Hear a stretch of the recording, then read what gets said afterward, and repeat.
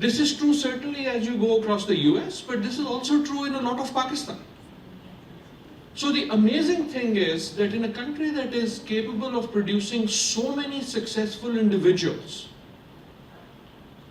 there are very few stories of successful collectives of individuals. मेरे एक उस्ताद होते थे, वो कहते थे, मजाक की बात है, so please don't take it too seriously, कि one Pakistani is greater than 10 Japanese. But 10 Pakistanis are less than 1 Japanese. So ये बहुत बड़ा एक जो कमाल है. Why is this? And I raise this for a reason. ये आपने अपनी जिंदगी में भी देखा होगा, अपने आसपास भी देखा होगा कि why are we not able to leverage the individual success into collective success? And to me, that is the reason for organizations like HDF. That organizations like HDF give us an opportunity to demonstrate the proposition that maybe we can leverage our individual success into a larger collective achievement. So that is proposition number one. Proposition number two is that education is the single most important passport to success for Pakistanis everywhere. Single most leverage of success is education. Particularly true for Pakistanis in America. And yet we do not always accept or acknowledge this. All across the US I go and I find again amazing successful people doing great things, achieving great things, but not very often acknowledging the debt of gratitude that they should have for the education that they brought with them from Pakistan. By education, I just don't mean the degree. I mean the talim and I mean the tarbiyat. Right? So अगर आप अपने आसपास देखें कि आप साथ लेके क्या आए थे? Most people did not come with a lot of money. What we brought was that talim, that tarbiyat. And yet we fail to acknowledge that. Now, बुरा ना मानिएगा, I'm sure कि माँ की दुआ की इसमें बहुत बड़ी होगी, माएँ सब दुआ करती हैं, बड़ी अच्छी बातें करती हैं और करनी चाहिए. आपकी मेहनत का भी इसमें बहुत ताल्लुक होगा, लेकिन कहीं ना कहीं उस माशरे ने जो आपको तालीम और तरबियत दी है उसका कुछ ना कुछ तो ताल्लुक होगा. And yet we see in this country and other countries people giving back to that education, and we do not see that as much in our own community. And the third proposition, and I apologize, I'm being blunt, I hope I'm amongst friends. And the third proposition is that the future of Pakistan, and this is what I'm really going to talk about, the future of Pakistan, good or bad, will be determined by our young, and especially by women. अगर आप 29 से ऊपर के हैं, 29 साल से ऊपर, if you are older than 29, I'm sorry, you had your chance and you didn't do much. I had my chance and I didn't do much. The future of Pakistan is going to be decided by those people who are today between 15 and 29 years of age. Right? And that is the proposition I'm going to try to prove in the next 15 minutes. That is a statistical fact. And the best that the rest of us can do is A, to get out of the way of those who are young. B, to cheer them on. And C, to provide them with the environment and ecosystem in which they can flourish. And that is the point that I want to make. And I want to make this point because I've been working on this issue. But before I do that, I want to prove to you that I'm a professor. So let me show a slide to you that I show to my students and have for many years. Human development. What is human development? कुछ ना कुछ तो आपको, इसके बाद आप भी एक Boston University का वो certificate मिल जाना चाहिए. So what is human development? Right. So I've been teaching about development for many years, and human development is a very Pakistani idea. It's a Pakistani idea because that person on the left of the screen, Dr. Mehbubul Haq, invented it. It's a Pakistani idea because the other 4 people in this photographs have practiced it. It is a very Pakistani idea because you see it in practice. Now, I don't have the time to go through all the 5. These are amazing people, but that's not what I want to do. What I want to do is to talk to you about what is development. So I ask my students, what is development? And human development is essentially this little formula. I won't go into it. Human development is health plus wealth plus knowledge. It's sehat, it's rozgar, it's talim, right? So you add that, and what is development, right? So you can talk about development in lots of economic ways. I won't do that. Every student, I've been teaching for 25 years, and every student of mine in the US now knows at least one Punjabi sentence. And that is because I define to them development as the answer that people give when you ask a very simple question. And that question is best asked in Punjabi, but it can be asked in any language. And that question is, ki haal hai? So development is the answer that someone gives you when you ask them, kya haal hai? How are you? When you ask someone, how are you? And you can try this, they will not tell you the Gini coefficient. They will not tell you the exchange rate. They will not tell you the foreign exchange reserves. Try this out. They will answer in only 3 ways. There are only 3 ways to answer that question, how are you? They will tell you about their health. They'll tell you about their wealth. They'll tell you about knowledge. They'll say, "Kamar rahi yaar." They'll say, "Meri beti just got a job." They'll say, "I saw a great movie. I read a great book." Right? And that is the idea of human development. Human development is changing the answer to the question, kya haal hai? Right? And that was the great genius of Dr. Mehboob al-Haq. Right? So out of this work came this index called the Human Development Index, which measures every country on human development. Again, I won't go through the math because this is not the place to do that, but essentially it's a number between 0 and 1 that measures human development. 0 is absolutely bad, 1 is perfect. Right? So Pakistan is 150th in the world on human development. So every country is ranked by health, wealth, knowledge. And this number comes.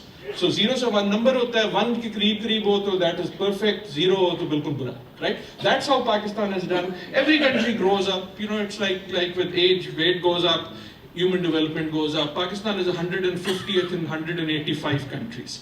Pakistan ka score was 0.4 in 1990s, 0.62 in 2017. That's not the point that you need to know. Now, how do you know whether we are doing good or well? Right? The only way to know is to compare yourself to India. Right? और क्या तरीका होता है ये पता करना है कि are you doing okay or not okay, right? So यही तरीका है ना. So you compare yourself to India, and what you see is that we trail India, but that's not the important point. The important point is we always trailed India, लेकिन over time that gap increases. Right? So I'm sorry I'm getting technical. I won't get too technical for too long. But here is the interesting thing. India was ahead of us, is getting more ahead of us, that we know. But if we want to change human development in Pakistan, health, wealth, knowledge, what is the story of other countries? Let me give you a country that might surprise you. That is Sri Lanka. Right? Human development is difficult. So we say, कि नहीं यार हमारे तो मसले बड़े हैं, हमारा तो neighborhood बड़ा खराब है. Sri Lanka has had a terrorism problem far longer, far deeper, far greater than Pakistan has had. Why is Sri Lanka on so far ahead even of, not just of Pakistan but India? Essentially one answer. Does anyone know this? Education, right? 93. So let me make this more interesting.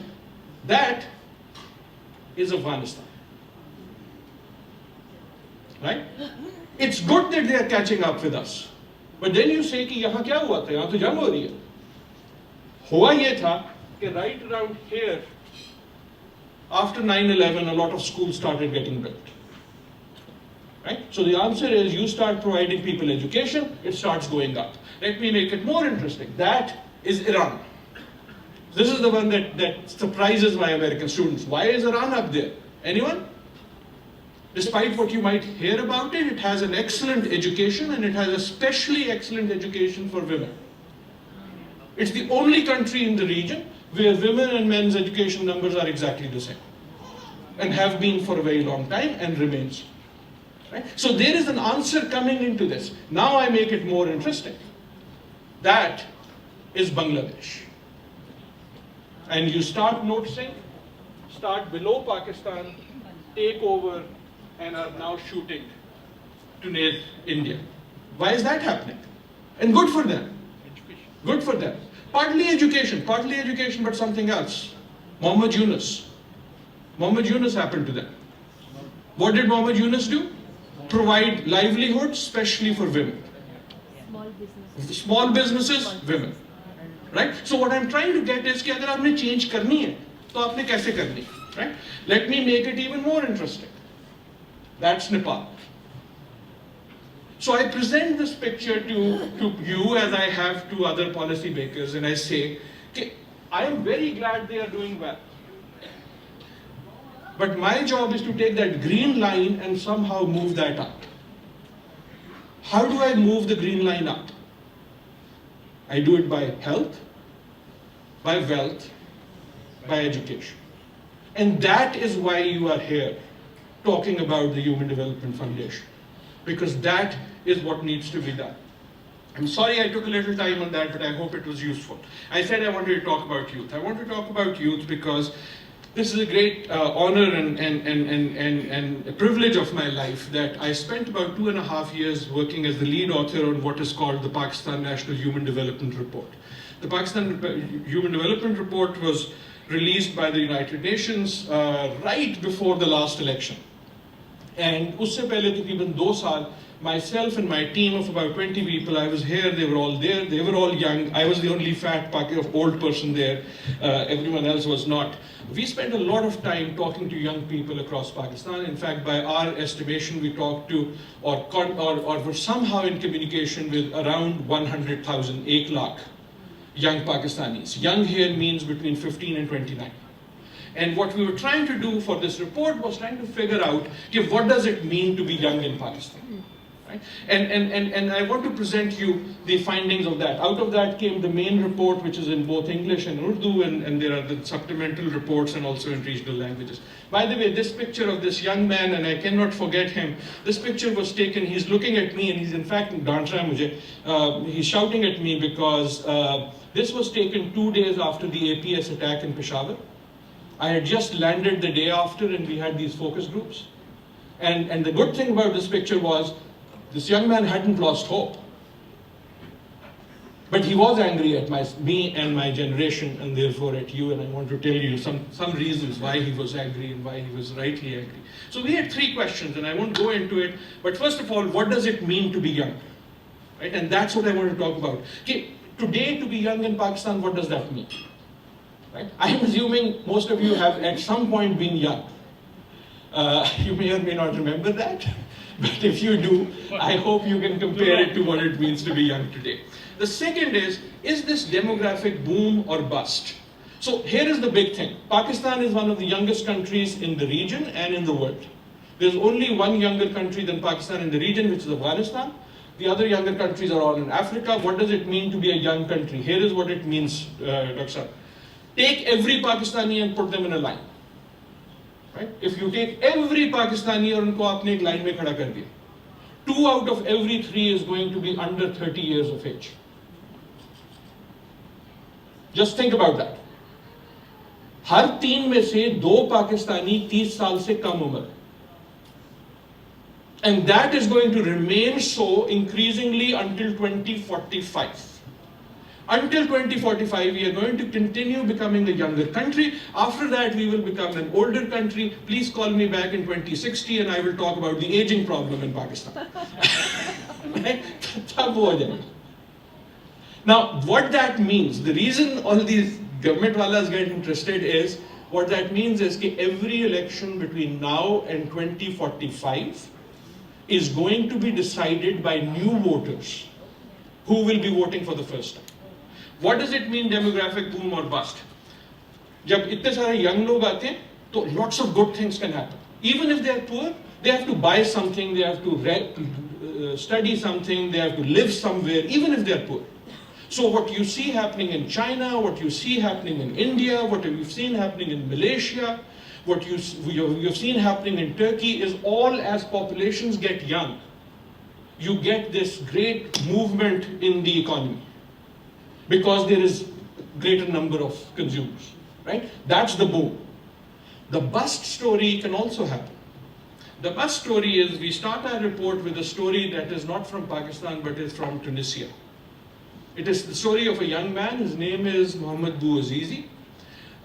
He had education, he had no job.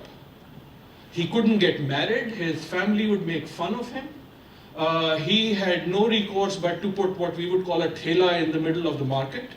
The police walas would tankaro him. Someone would उसको कोई रिश्वत मांगता था, कोई उसको वो करता था, और एक दिन he had जिसको हम लाहौर में कहते हैं वो मीटर हो गया. And जब वो मीटर हो गया तो उसने this police wali that was there first he actually beat her up, and then he put himself to fire. Right? You have all heard this story. This is the story that started what was called the Arab Spring.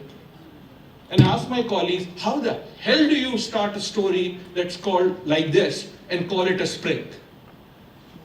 But we start our report with this story not to ask whether this can happen in Pakistan, but to ask that if it did happen, would we be surprised? And what can we do to make sure that this doesn't happen in Pakistan? So that's the boom or bust, right? And finally the question, who will decide the future of those who will decide the future of Pakistan? So again, I'm sorry I'm taking a little time, but as I said, it's a young population, it's going to remain young till 2045. That's the major part of the story, and then it becomes old. Now let me tell you what we found and how that relates to the question of human development. Essentially, what we found was that there are three levers by which you can change the fate of societies. There are three big ways, three big things that you can change, and that can change the fate of countries and societies. And that is what being young in Pakistan is. The first is education, the second is employment, and the third is engagement.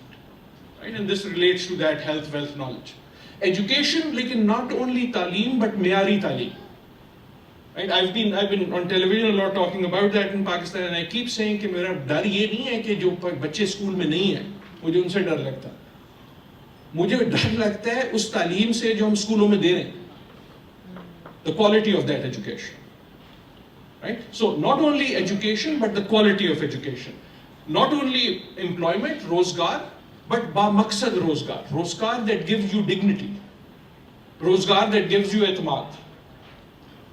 Rozgar that gives you the ability to stand on your feet and talk to someone with confidence. And finally, engagement, hakiki shumuliyat. And shumuliyat, what we describe is that if you are young in Pakistan, do you have the confidence, do you have the certainty that you have a say in the decisions that are going to impact your life? Whether those are decisions of education, whether those are decisions of politics, whether those are decisions of employment, whether those are decisions about how to get married, do you have a say in the decisions that will impact your life, right? And that is the framework that we started with. So what did we find?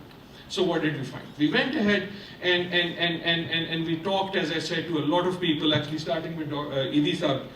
The last thing, right before he died, the last thing he wrote, as far as we can tell, is our foreword. And we went all across Pakistan, and we had these 81 consultations, talked to about a lakh, or contacted at least a lakh people through various ways. Some through internet, some through radio, some through surveys. My favorite was we put these cardboard boxes in bazaars. We put one in Qissa Khani Bazaar in Peshawar, we put one in Faisalabad, we put these in major cities. There was a cardboard box. And inside the cardboard box was a camera. Everyone loves a camera. And we would just have any young person who wanted to go into that box and say whatever they wanted to the camera. We had a question for them. What should be done? Right? And so we had hours and hours and hours of recording of what young people think should be done, and that's where we got our recommendations from. But I'll come to that later. So that's what we did. And what nikal gaya, lekin what did we find? We found very many interesting recommendations. For example, instead of recommendations coming from myself or others, we had them coming from young people. One of my favorite ones was there were 101, 101 जिस तरह होता है ना salami. So 101 recommendations from young people. We called it Jawan ideas. And when we launched the report, we put these 101 tash ke patte in front of every member of parliament in Pakistan. And I remember they'd asked me to speak, and I said, just open the pack and take a card. And one of my favorite one was this recommendation, which was that the Prime Minister should be required by Constitution once every month to go to a school and read to children. Right? Seems like a simple thing, but it's not. My other favorite one was, if you are a minister, a senior bureaucrat, senior officer in the military, you should be required to send your children to a government school. Ye bachon ko sab kuch pata hai.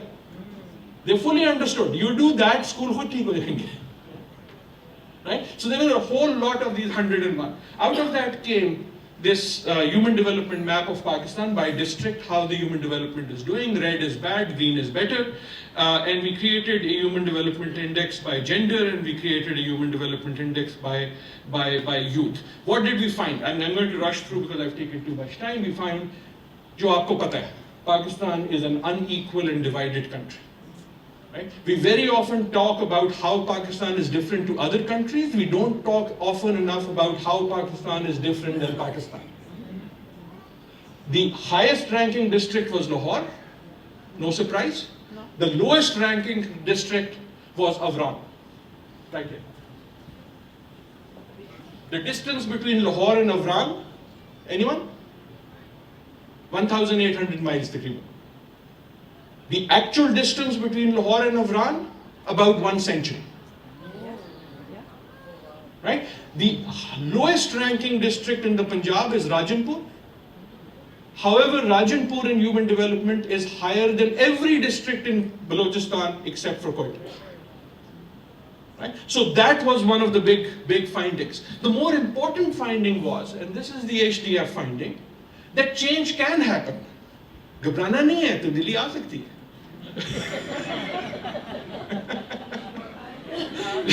लेकिन सवाल ये तब्दीली आती कैसे है?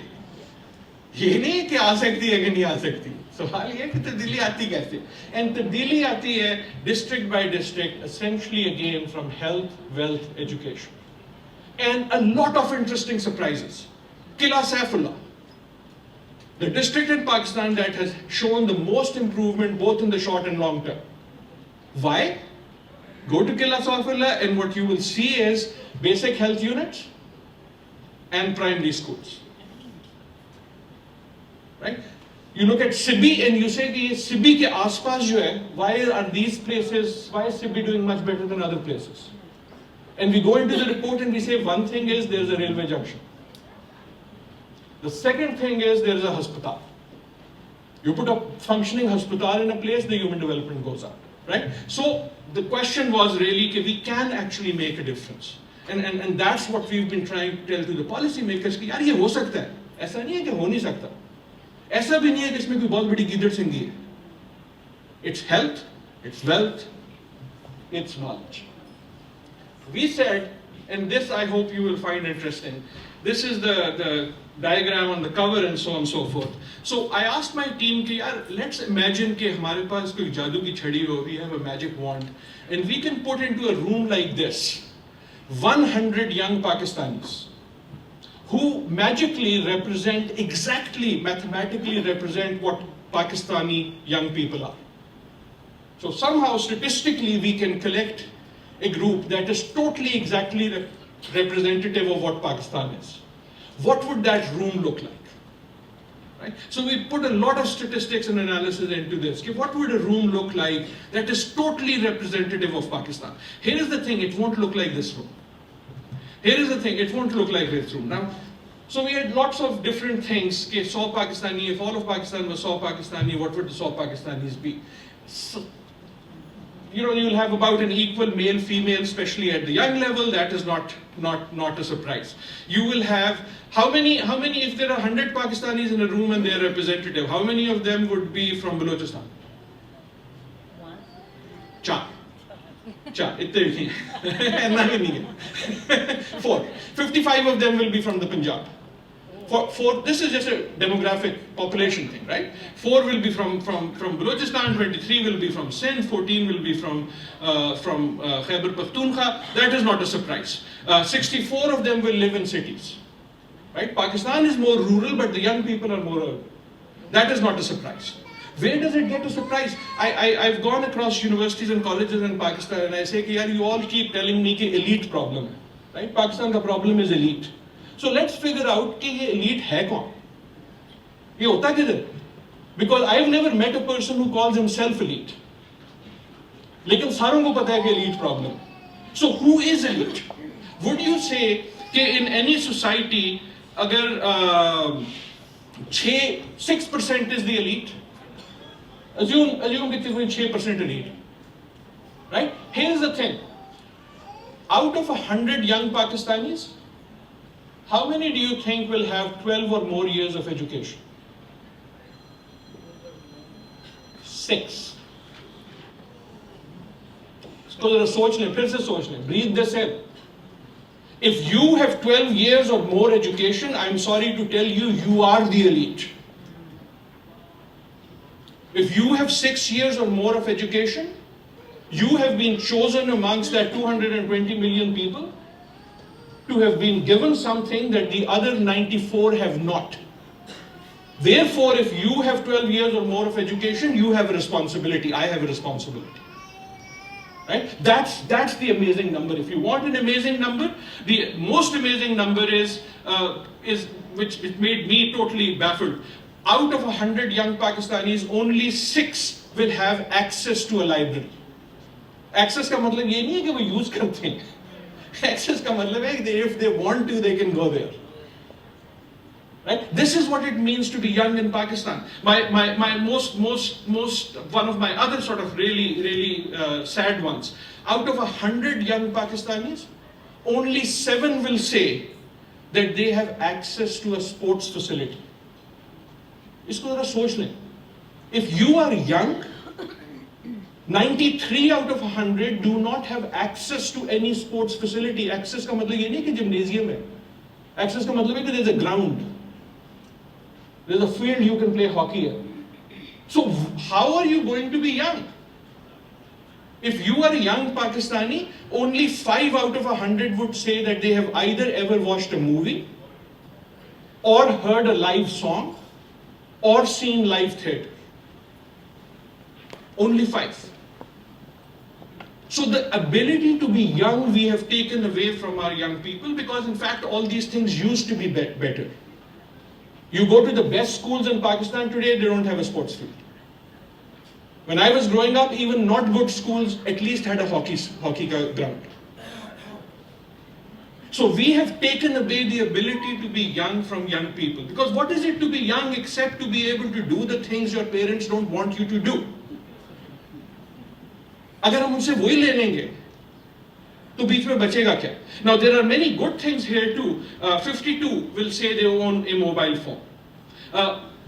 One of my favorite ones. We asked about happy. Are you happy? 89 out of 100 say they are happy. Right? This is actually true across poor countries all across the world. ये unhappy होना जो है ना, ये भरे पेट का चोचला. जिसका पेट भरा नहीं होता, उसके पास टाइम नहीं होता unhappy होने को. उसके पास और बड़े मसले होते हैं. But that is interesting. My favorite question, I'll move on. My favorite question was a very American question, and it surprised people. We asked young people, do you think your future will be better than your parents? Right? This is American option. And 67 out of 100 young Pakistanis says, we expect our future to be better than our parents. On the one sense, it says confidence. On the other sense, if you've been following Pakistan politics, and I keep telling this to the politicians, they are not saying that we think it will be better. They are saying we demand. कि ये बेहतर अगर ना होया ना तो फिर लग पता जाएगा. Right? So this is the anger you see in the dharna. And that is the type of Pakistan and young Pakistanis we found. I'm sorry, Dr. Sahab, I'm having too much fun, so I'm going, but I'll rush through this. Very, very briefly on the three things. Miyari Talim. So everyone in Pakistan these days is a constitutional expert. दुनिया में किसी मुल्क में इतने constitutional experts नहीं हैं जितने पाकिस्तान में. ख़ुसूसन पिछले 4-5 साल से, because everything is in the Supreme Court. My favorite part of this, so everyone when they talk about education, they tell you how many kids are outside of schools. And that's a very useful and important number. I asked my team कि यार मुझे वो number नहीं चाहिए. There is an article in the Constitution, and the article of the Constitution says that the Constitution of Pakistan guarantees that every child of school-going age has to be provided education. इस पे suo moto कभी क्यों नहीं हुआ? Right? Why hasn't anyone come and said, why isn't this provision being met? So I said, please go and do an analysis. If we keep putting children at the rate we are, how long before every child of school-going age is in school? Right? So, kitna time lagega before every child who can be in school is in school? So, the current enrollment growth, thanks to HDF and others, is 1%, which is very high. 1% means that not only additional 1% every year comes in. It's काफी high by global standards. So if we keep doing that, how long before every child is in school? So they came back to me and they said, Dr. Sahab, 2076. 2076 before every child is in school. मैं कहा यार तुसी भी मरवा देता. 2076. That means it will take as much time as Pakistan has been around, another period that long, before Constitutional Provision 26A is fulfilled. मैं क्या यार ऐसे नहीं होने लगा. Because I'm going to be dead. It's not a bad thing for me to want to expect to see within my lifetime this provision being met. So I said, please go back, do the calculation again. Tell me how much we will have to increase the enrollment growth rate so that you can meet this target in my life. मुझे सिर्फ अपनी फिक्र है. So they went back and they said, if you can increase it 400%, Sharbuna, from 1% to 4%, then we can get you there in 2050. 2050. And I said to them, yaar mainu dekho, main nahi rehne laga 2050, nahi hone laga. There is no way I'm going to be around 2050 with this, the way I eat. So you have to give me a better number than that. I'm not going to wait till 2050 for this. Please go back. And so they went back and they said कि अगर आप seriously धक्का लगाते, if you seriously put it and do it 4 times, then 2020. Right? But what it will take in 2020 is you will have to increase the rate of new enrollment 4 times, 400%. Right? So that was our major finding on education. Why does that happen? Why does that happen? This is an HDF story. Why is only 6 students doing 12 years? Of 100 students who start in grade 1, only 30 are going to graduate in grade 10. Now you look at that number and answer bilkul saaf zahir hai. Answer ye hai ki around here is where the drop off is. If you can get a student, especially a girl student, to class 6, I can probably guarantee that she's more likely to get out of class 10. Keep especially girl students, but generally keep a student. If you get them to class 6, you're going to get them to class 10. Our most important education finding was to do what? Not to build new schools, not to have more teachers. Our most important education finding was build bathrooms, especially in girls' schools. Single most important reason for girls dropping out at age 6. It's a question of dignity. The same thing was on employment. Our report points out, show me a place which has women working in Pakistan, and I will show you a place that has a clean bathroom.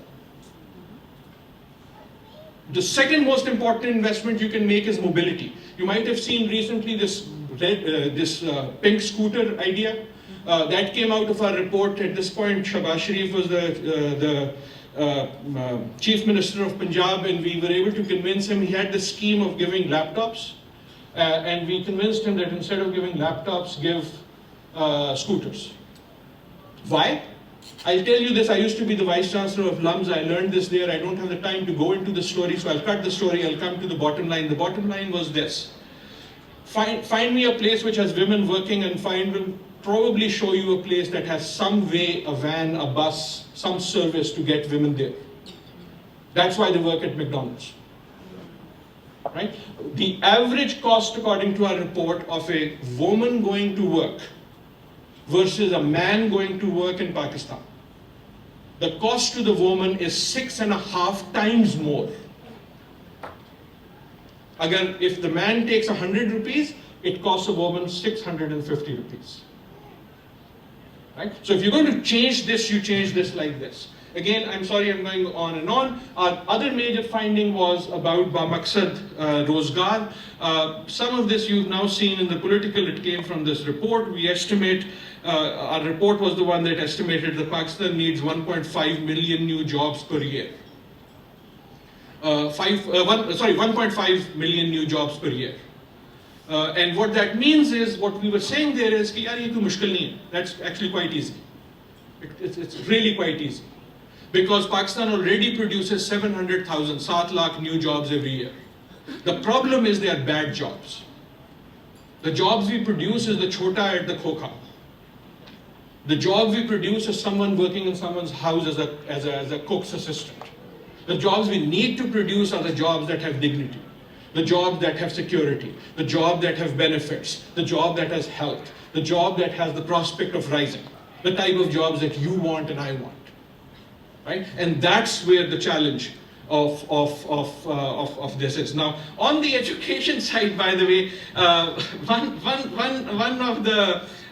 of the things we did find is that Pakistanis actually work quite well, quite hard.